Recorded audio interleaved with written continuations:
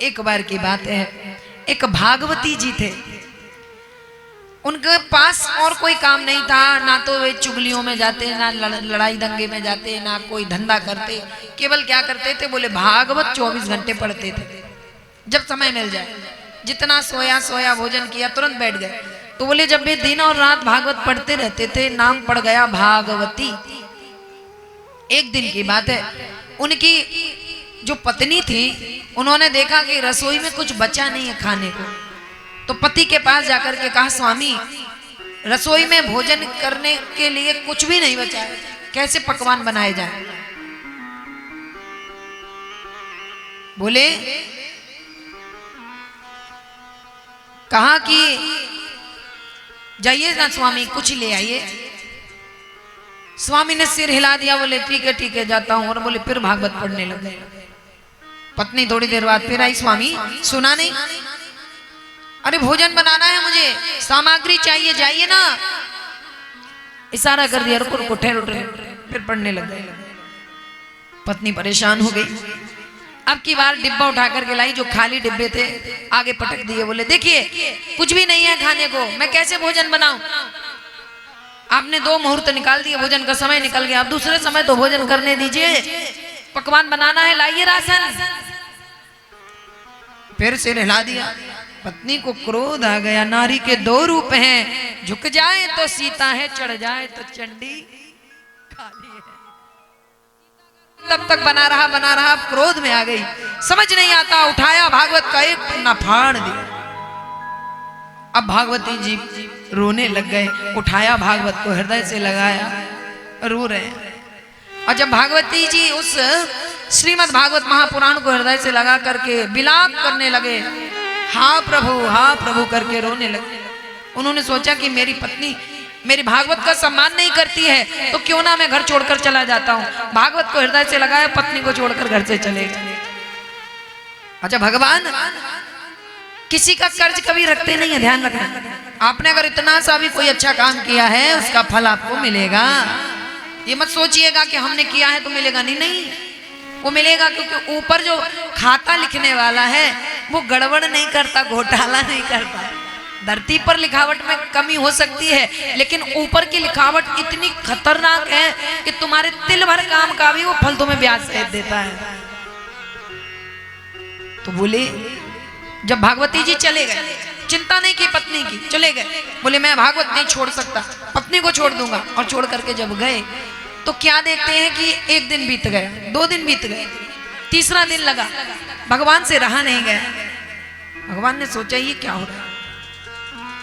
अब उन्होंने देखा एक सुंदर घुंघराले केस वाला बालक, एक युवक सरीखा छकड़े लेकर, बैलगाड़ी लेकर, उसमें इतना सामान भर करके, बहुत पकवान, वस्त्र, आभूषण, और बोले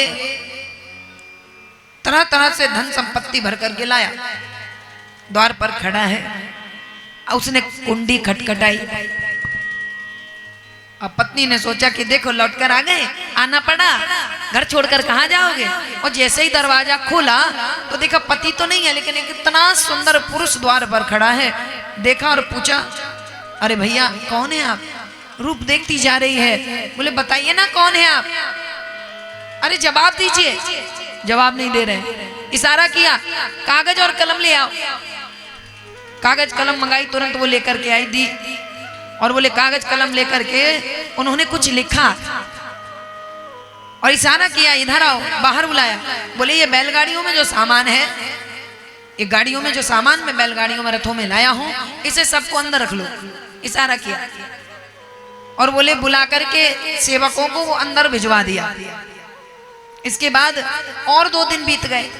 भागवती जी ने सोचा देखें घर जाकर पत्नी बची या निपट गई, देखकर तो आऊं क्या हालत हुई उसकी। उसी समय क्रोध में थी, बाहर तो निकली नहीं वो, तो हुआ क्या है। जब लौट करके आए, द्वार खुला, अहो ऐसा सुंदर दृश्य, चमक धमक से बोले पूरा घर सजा हुआ है। पत्नी सामने से चली आई, ऐसा सुंदर रूप बनाया है। भागवती जी बोले हाय मैं लुट गया, मेरे जाने के बाद इसने क्या गड़बड़ कर दी, इतना धन कहां से आया। बोले ऐसा क्या कर दिया हे परमात्मा, इसने किया क्या है? अब जल्दी जल्दी बुद्धि लगा रहे हैं। तो बोले वो जो चिट्ठी लिख करके गए थे वो युवक, तो उस चिट्ठी को उस स्त्री ने पढ़ा, तो उसमें लिखा था कि जब तुम सोती थी तब तुम्हारे पति हमारे यहाँ काम करने जाते थे, ये उनका वही धन है, इसका भोग करो। उसने पढ़ लिया और कुछ नहीं दिखाई दिया उसको। इसके बाद पति आए तो उसने यही बात अपने पति को बता दी कि बोले मेरे द्वार पर एक दिन खटखटाने की आवाज आई, मैंने दरवाजा खोला तो बोले द्वार पर एक पुरुष खड़ा था। उसने कहा कि मेरे सो जाने के बाद आप कमाने जाते थे, स्वामी मुझे क्षमा कर दो, मैंने आपका बहुत अपमान किया। तुरंत चरणों में लौट करके प्रणाम करने लगी, चरणों की रज अपने मस्तक पर रख ली।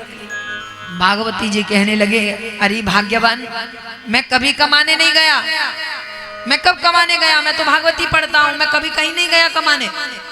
अब पत्नी आश्चर्य में पड़ गई, वो ऐसा सुंदर पुरुष झूठ बोल रहा था। तो बोले कहाँ था वो पुरुष?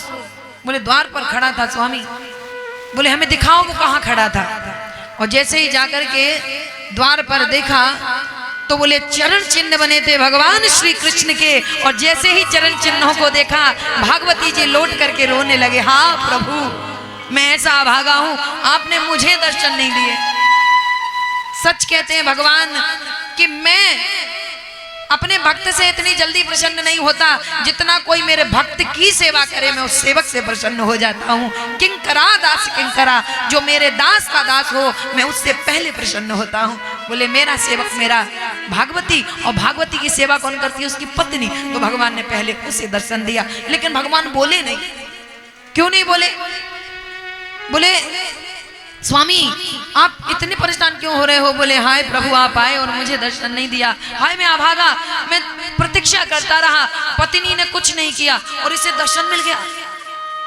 हाँ प्रभु करते सिर पीट रहे हैं, उनके चरण जहाँ छपे हुए थे उसकी रज लेकर मस्तक पर लगा रहे हैं, पूरे अंगों में लपेट लिया। इसके बाद बोले कुछ और भी कहे थे क्या वो?